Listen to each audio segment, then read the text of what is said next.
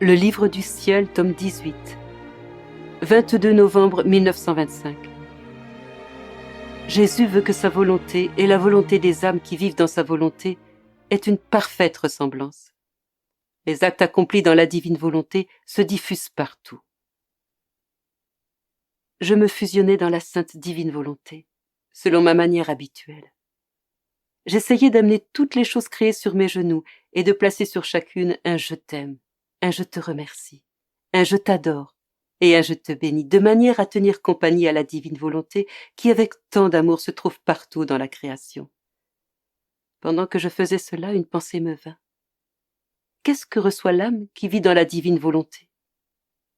Sortant de mon intérieur, mon adorable Jésus me serra fortement sur lui, et il me dit: « Ma fille, tu veux savoir ce que reçoit l'âme qui vit dans ma volonté?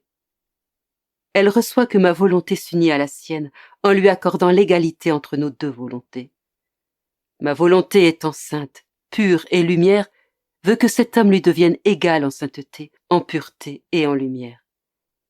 Et parce que son désir est de vivre dans ma volonté, mon désir est de donner à sa volonté une parfaite ressemblance à la mienne.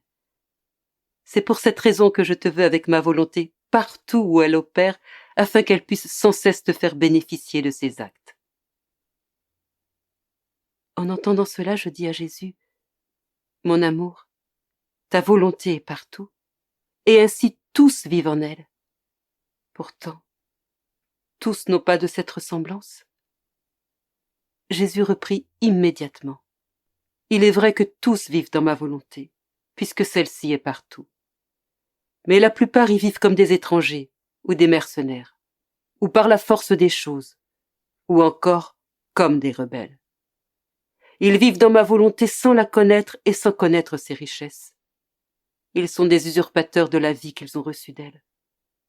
Chacun de leurs actes met en évidence la dissemblance qu'il y a entre leur volonté et celle de leur Créateur, et aussi leur pauvreté, leur passion et l'épaisse noirceur dans laquelle ils sont plongés.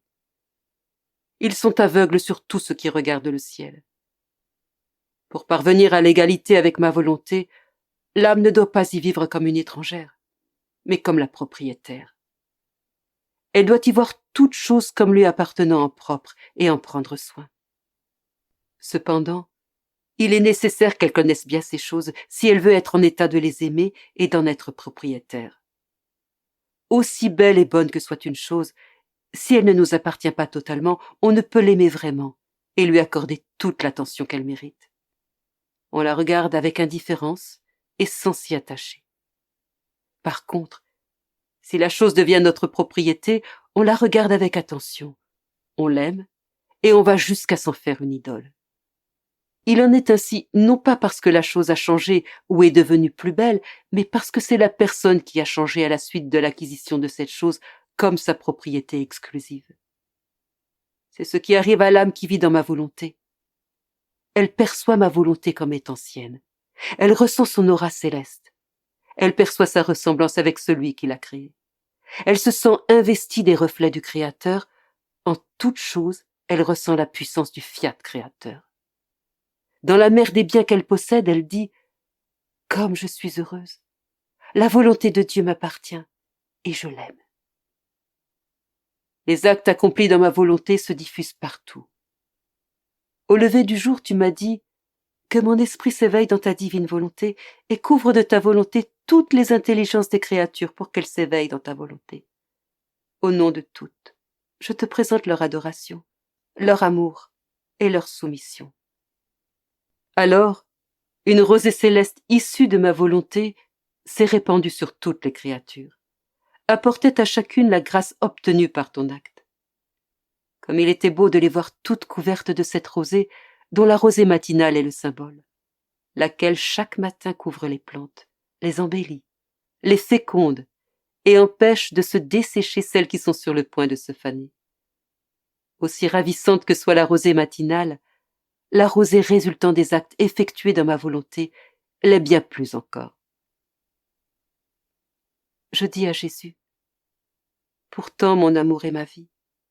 Malgré cette rosée, les créatures ne changent pas. » Il reprit: Si la rosée matinale est si bienfaisante, à moins qu'elle ne tombe sur du bois sec ou sur quelque chose qui n'a pas de vie, la rosée de ma volonté est encore bien plus bienfaisante, à moins que les âmes qui la reçoivent ne soient complètement mortes à la grâce.